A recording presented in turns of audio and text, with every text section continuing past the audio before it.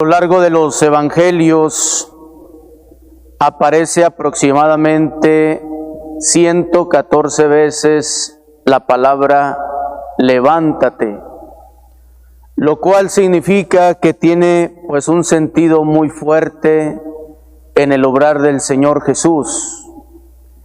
Evangelio de Juan, capítulo 5, verso 8. Más allá de todos los elementos que giran en torno a esa sanación, y cuando Jesús lanza la pregunta, ¿quieres curarte?, Él da una explicación al enfermo.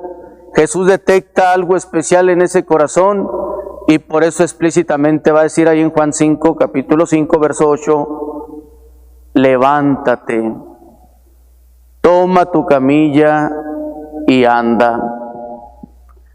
Es una orden, pero también hay una disposición personal de si hay obediencia o no.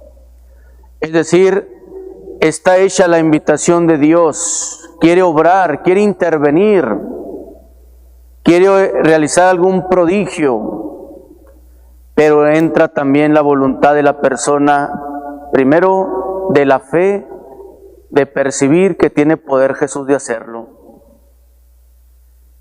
Toma tu camilla significa lo que antes te sujetaba, te sometía, te esclavizaba en cierta forma, lo que te hacía depender de aquello.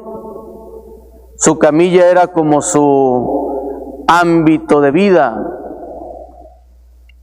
En cierta forma le daba una, entre comillas, identidad. Y cuando el mismo Jesús da la orden, toma tu camilla, le está diciendo, te autorizo para que lo que antes te sometía, te esclavizaba, a lo que dependías, ahora tú tengas poder sobre aquello. Ahora tú lo domines, ahora tú estés por encima de aquello. Y anda, ponte en camino, sal de esa situación, prácticamente le está diciendo el Señor Jesús. Pero ¿qué tal si aquel hombre duda del poder de la palabra de Jesús y de la autoridad que él tiene? Seguiría el resto de su vida ahí, postrado a una camilla. Nos vamos a topar a lo largo de los evangelios, decíamos, expresiones muy concretas de Jesús en torno a esto. Nos vamos al evangelio de Mateo, capítulo 9, verso 6. El contexto es precisamente de una sanación también de un paralítico. Lo quieren criticar a Jesús porque dice que tiene poder para perdonar los pecados. Y ahí va a decir concretamente, para que vean que el Hijo del Hombre tiene poder en la tierra para perdonar los pecados, le dice al paralítico, levántate, toma tu camilla y vete a tu casa. Efectivamente, sucede el milagro, reorienta la vida de aquella persona. Bastó el poder de la palabra de Jesús y la actitud de obediencia y docilidad a lo que Jesús le estaba diciendo a aquel hombre. Más aún se ve la fuerza de la palabra de Jesús a manera de orden en los casos donde no solamente es enfermedad, sino explícitamente donde hay muerte. Evangelio de San Lucas, capítulo 7, verso 14, sacan a sepultar de un pueblo llamado Naín a un joven, hijo único de una mujer viuda. Viene el cortejo de la muerte y se confronta con el cortejo de la vida que va Jesús en él entrando a ese pueblo. Detiene ese cortejo y le da la orden a aquel joven muerto, levántate. Aquel joven se va a incorporar. Veamos el poder de la palabra de Jesús. También aquella pequeñita, hija de un jefe de la sinagoga, Evangelio de San Lucas, capítulo 8, verso 54, la toma de la mano, levántate, aquella niña se levantó, el poder de Jesús obrando. Recordemos Evangelio de San Lucas también, capítulo 17, verso 19, el contexto es de aquellos leprosos que habían pedido a Jesús que los curara y nomás se regresa uno a agradecerle, se postra a los pies de Jesús y le agradece efectivamente. Y fíjense lo que le va a decir ahí Jesús: levántate, tus pecados han quedado perdonados, queda sanado, tu fe te ha salvado, tu fe te ha salvado. Como diciendo, has creído en mi poder. Nos vamos al Evangelio también mismo de San Lucas, un texto muy conocido de ustedes, capítulo 15, verso 18. ¿Cuál es el contexto?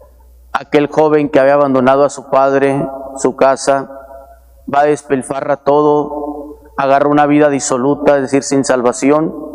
Cuando está en la vil miseria, añorando la comida de los puercos, entró en sí mismo, empieza a reflexionar. Capítulo 15, verso 18, fíjense lo que dice aquel jovencito: me levantaré, volveré a la casa de mi padre y le diré, he pecado contra el cielo y contra ti. Entra en sí mismo, se da cuenta de su situación por la lejanía del amor y la casa del Padre. Se da cuenta de esa situación, toma una decisión en su vida muy importante, trascendente. Ya no quiero estar así, ya no quiero estar sujeto a lo que me esclaviza. Me levantaré, es un acto de decisión voluntario en el que quiere emprender una vida nueva. Verso 20 dice ahí textualmente que aquel jovencito se levantó y volvió a la casa de su padre. ¿Qué lo mueve? La misericordia de su padre. Es sorprendente. Nos vamos a la carta de San Pablo a los Efesios como cerrando este elemento. Capítulo 5, verso 14. Despierta tú que duermes, levántate de entre los muertos y te iluminará Cristo. ¿Qué nos somete, qué nos aplasta, qué nos humilla, qué nos adormece, qué nos hace experimentar una especie de mortandad interna que no nos deja experimentar la alegría y la paz de ser hijos de Dios, de ser templos del Espíritu de Dios? Y ahí está ese elemento: despierta, como diciendo, ya no estés en esa situación. Levántate de entre los muertos, donde parecía que todo se había acabado de esperanza, y va a iluminar Cristo esa vida.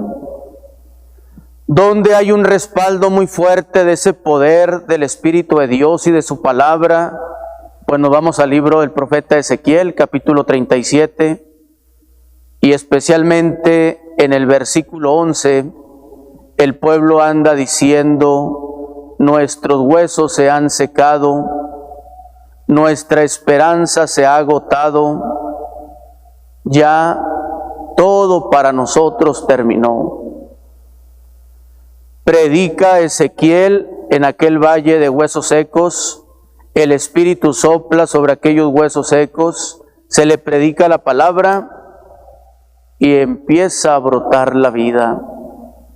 Es decir, que donde parece que ya no hay esperanza o solución, basta que intervenga el Espíritu de Dios, el poder de su palabra, y nos va a levantar de esas camillas, nos va a hacer andar hacia la meta final, que es la salvación, pero hay que dejar que intervenga el Señor en nosotros.